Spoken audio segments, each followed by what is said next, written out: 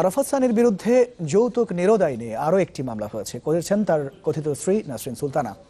সংবাদ মাধ্যমে দেয়া সাক্ষাৎকারে সানির সঙ্গে তার সম্পর্ক এবং বিয়ে নিয়ে কথা বলেছেন তিনি। এ বিষয়ে সানির সতীর্থ ক্রিকেটার এবং ক্রিকেট বোর্ড কর্তারাও জানেন বলে দাবি তার। এদিকে বিসিবি প্রধান নির্বাহী বলেছেন সানি অপরাধী হলে তাকে সহযোগিতা করবে না বোর্ড।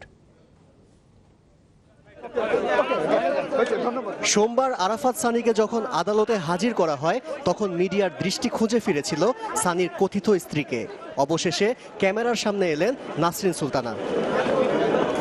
ওর আম্মু বলেছে যে ও ম্যারিড। 2009 সাল থেকে সানির সাথে পরিচয় নাসরিনের। তার দাবি, মিরপুরের এক রেস্টুরেন্টে কাজী ডেকে 2014 সালের 4 ডিসেম্বর নাসরিনকে বিয়ে করেন। 2015 বিশ্বকাপের পর তাকে তুলে নেবার কথা থাকলেও বিভিন্ন অজুহাতে কালক্ষেপণ করেন আরাফাত।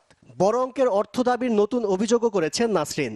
আর তাই তার বিরুদ্ধে যৌতুক নিরোধ আইনের 4 ধারায় আরেকটি মামলা, যেখানে বিবাদী করা হয়েছিল আরাফাত সানি ও তার মাকে।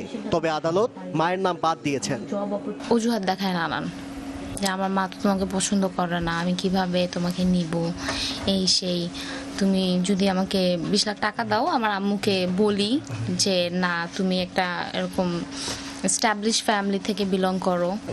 সানির ঘনিষ্ঠ বন্ধু ও ক্রিকেটার নাদিফ চৌধুরী তাদের বিয়ে সম্পর্কে জানে এমন দাবি নাসরিন সুলতানার। মামলা করার আগে এক বোর্ড পরিচালককেও সবকিছু প্রকাশ করেছেন বলে জানান।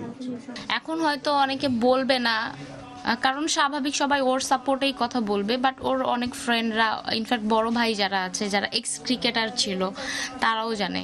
নাদিফ চৌধুরী, তারপর পাবেল, সাকির হোসেন পাবেল, ওর যারা ক্লোজ ফ্রেন্ড যারা আছে এরা জানে। 2015 বিশ্বকাপের আগে হ্যাপি ইস্যুতে বোর্ডের সমর্থন পেয়েছিলেন পেসার রুবেল হোসেন। তবে সানির বিরুদ্ধে আনা অভিযোগ প্রমাণিত হলে বোর্ড কোনো ভূমিকা রাখবে না জানিয়েছেন প্রধান নির্বাহী। কিছুটা বিব্রত বোধ তো আছে অবশ্যই। কেউ যদি কনভিক্টেড হয়ে থাকে বা আদালতের দৃষ্টিতে, সেখানে বোর্ডকে পাশে না পড়ার সম্ভাবনাই বেশি। আরাফাত সানির বিরুদ্ধে আরও মামলার প্রস্তুতি নিচ্ছেন বলে জানিয়েছেন নাসরিন সুলতানা। আশিক রুদ্র, চ্যানেল 24, ঢাকা।